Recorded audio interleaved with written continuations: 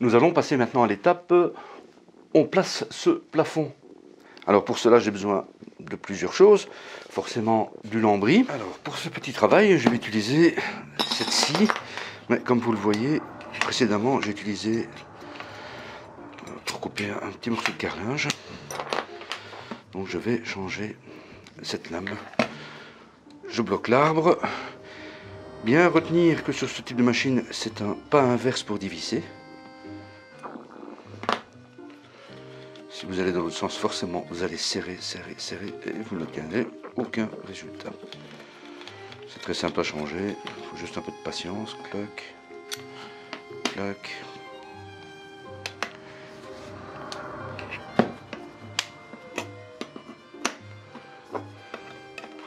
Une lame toute neuve, encore jamais servie celle-ci. Je replace.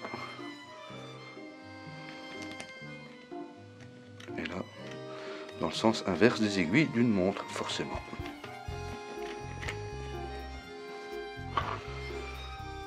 Un peu de serrage. Bloquer l'arbre.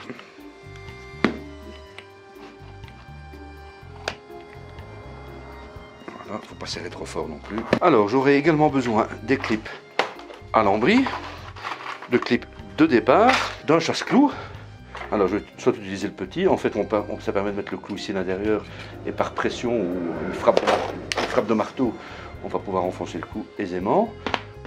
Et si ça me chante, je peux encore utiliser celui-ci qui est un système un peu plus évolué, un peu plus professionnel. Et évidemment, un petit marteau, un tout petit me suffira. Alors ce qui différencie en fait les clips. Le clip de départ, il se présente comme ceci. Donc il vient se placer, on va dire que le lambris va venir se mettre ici. Il vient se placer contre le mur comme ceci.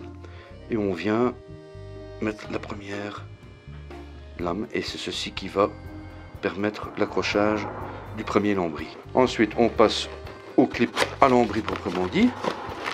C'est livré avec les clous. Et le clip est un peu différent.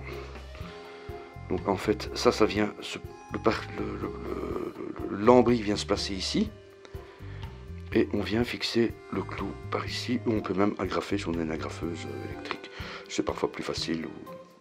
Bon, au chasse-clou c'est aussi très simple. Une boîte de 250 comme ça coûte grosso modo une dizaine, 10-12 euros, et une boîte comme celle-ci c'est vers les 2 euros. Il y a 10 clips de départ, ce qui est largement suffisant pour une pièce tout à fait, pour une pièce normale. Alors, voyons un petit peu en détail le lambris. Donc d'un côté, vous avez la rainure qui va venir s'enficher dans le lambris suivant. Et c'est cette partie-ci qui va coïncider avec la lame suivante. Ce qui fait que vous ne verrez jamais ce morceau de bois ici. C'est là que le clip va se poser.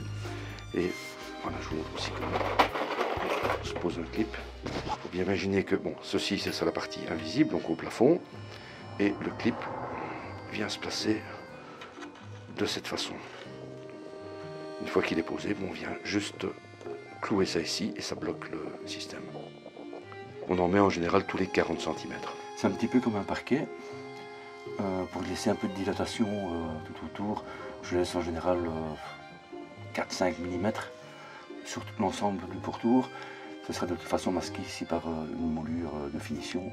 Tenez compte aussi qu'il existe deux types de clips, deux clips courants. Il y a les 3 mm comme c'est le cas ici, ça c'est pour les lambris MDF ou en bois en général. Pour les lambris PVC, ce sont des sections ici de 1 mm.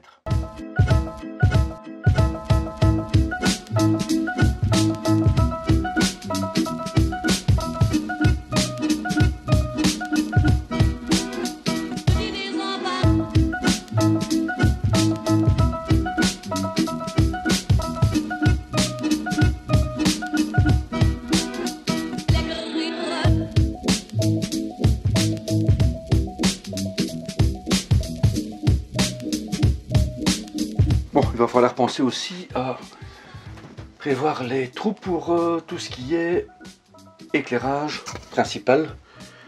Il y aura de l'éclairage général, ça va être ça, il y en aura 2 comme ça. Les divers postes de travail seront éclairés de manière indépendante, beaucoup plus dédiés on va dire. Mais néanmoins, quand je rentre dans la pièce, il faut un peu d'éclairage et il y aura 2 luminaires comme celui-ci. Donc il faudra d'abord le centrer et je vais devoir profiter de cette partie-là. Donc si je le place comme ceci, ça veut dire que mon câble électrique doit arriver ici. Donc une fois que je vais arriver là, il faudra que je fasse un petit trou pour passer le câble et prévoir le câblage dans l'ensemble. Voilà, faut y penser, c'est surtout important. Forcément parce qu'après il est un peu trop tard.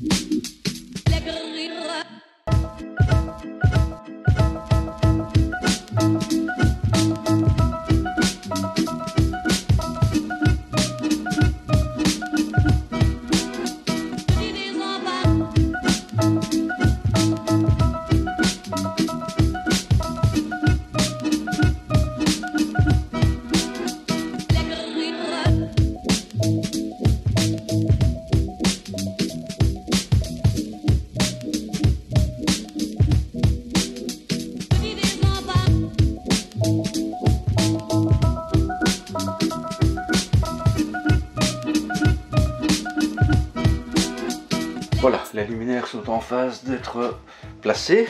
À savoir, ces luminaires-là sont juste une lumière globale. Vraiment, sur les postes de travail, je compte mettre des éclairages beaucoup plus directs. Ça, vous verrez dans la section aménagement qui sera dans une prochaine vidéo. Il me reste à fermer ça, c'est du LED. On arrive à je ne sais plus combien de lumens.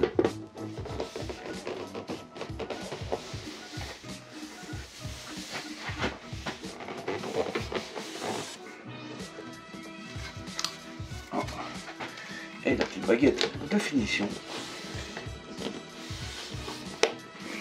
Le plus important maintenant, ça va être mettre ce qui va me servir d'interrupteur. Alors là, j'ai préparé un petit truc spécial. En fait, je vais pas mettre d'interrupteur. Je vais mettre un capteur 360 degrés qui est réglable au niveau du temps. Donc ça va de 10 secondes à 15 minutes. Et sensibilité au lumen, etc. Ici je vais mettre à fond puisque c'est pas... Donc ça se met au plafond comme un spot, exactement comme un spot. Je vais le mettre ici quelque part. Voilà, j'aurais pu embêter appuyer sur un interrupteur et ah ouais, un peu fainéant peut-être,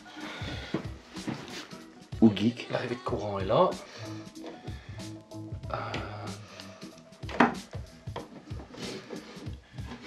Je pense que l'idéal ça va être, à mon avis, ici.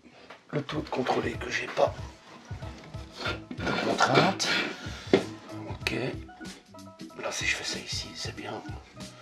Je pourrais passer le câble. J'ai le bras assez long. J'ai le bras long. Et faut juste marquer l'endroit. Voilà. Un petit coup de marqueur ici. Pour le centre de la scie cloche, c'est du 65 mm, comme un spot, exactement.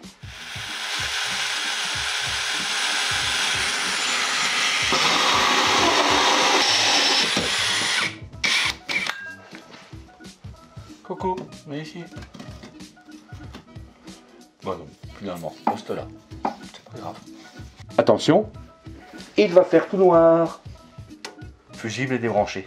Je pourrai travailler en pleine sécurité.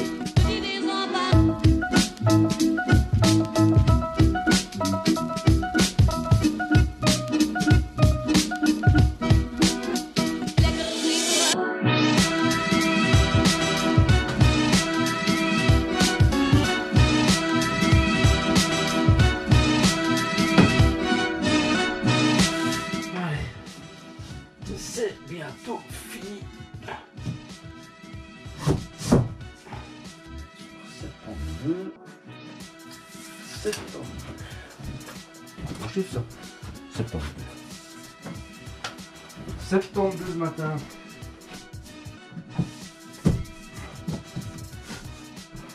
Eh bien, si tu es arrivé jusqu'ici dans cette vidéo, j'imagine que c'est qu'elle t'a plu, je suppose. Donc j'ai quelques propositions à te faire, des propositions honnêtes, ne t'inquiète pas. Juste t'abonner, c'est juste là. Et si tu veux pousser l'expérience un peu plus loin, il suffit de cliquer ici ou là. Ce sont d'autres vidéos que je te propose. Mais en tout cas, merci d'être resté jusque-là.